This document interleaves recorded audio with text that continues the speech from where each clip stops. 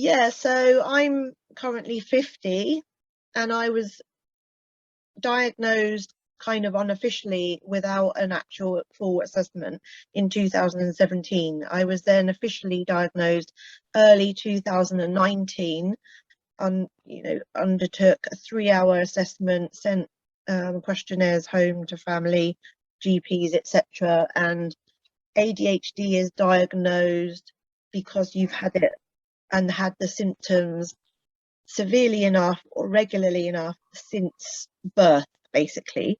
ADHD is a brain defect. It is an illness that is present at birth. It is not something that has been developed through life, etc.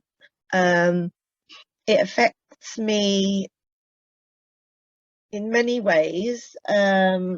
Partially, it makes me a bit angry because I feel that I lived all of my existing life up till 46 years old, not knowing that I had this disability and realizing that my whole life was probably impacted because of this disability. Getting jobs, keeping jobs, relationships, all those things that people take for granted, sexual relationships, intimate relationships, relationships with friends, family, employers, any kind of relationship that any human being has is and can be affected by ADHD. The reasons behind these kind of things are simply have a conversation where is too intense. There's no control over it happening. Mood swings are all over the place. Anxiety and depression are a massive part of ADHD, but depression is one of the most overly diagnosed symptoms of mental health.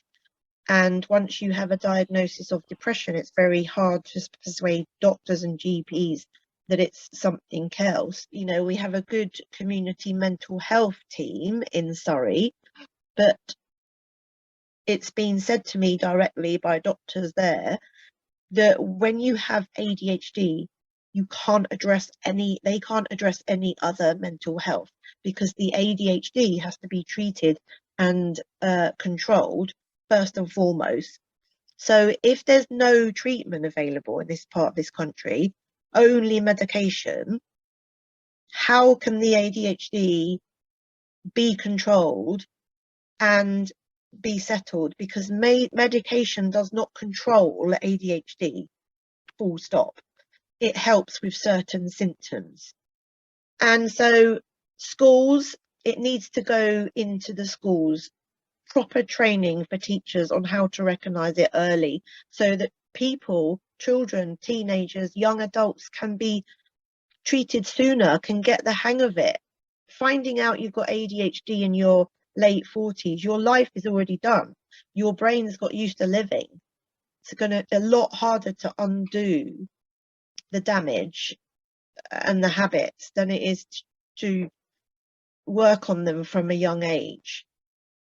And we need more people trained up. It's as simple as that. We have to have specialists, and we really need treatment programs in this country. I've been told that I need 2 years, maybe a DBT, to practically almost retrain my brain to thinking differently. And that's a 2-year program, and we don't have that here. We have a 5-week talking therapies with a company like Talk Plus, and they won't see me because they say under the NICE guidelines that their facility, their service is not suitable. It's pointless. My brain isn't going to change the way it thinks in 5 weeks' time. I've done college, I've done mental health college, recovery college, worked with all the charities. I've got the tools that I need. I just need help to use them because my brain doesn't want to pick them up some days, or it can't, or it picks them up and doesn't know what to do with them. I can't get jobs. I can't get decent jobs. There's no one to talk to when I'm having a complete breakdown because I have ADHD.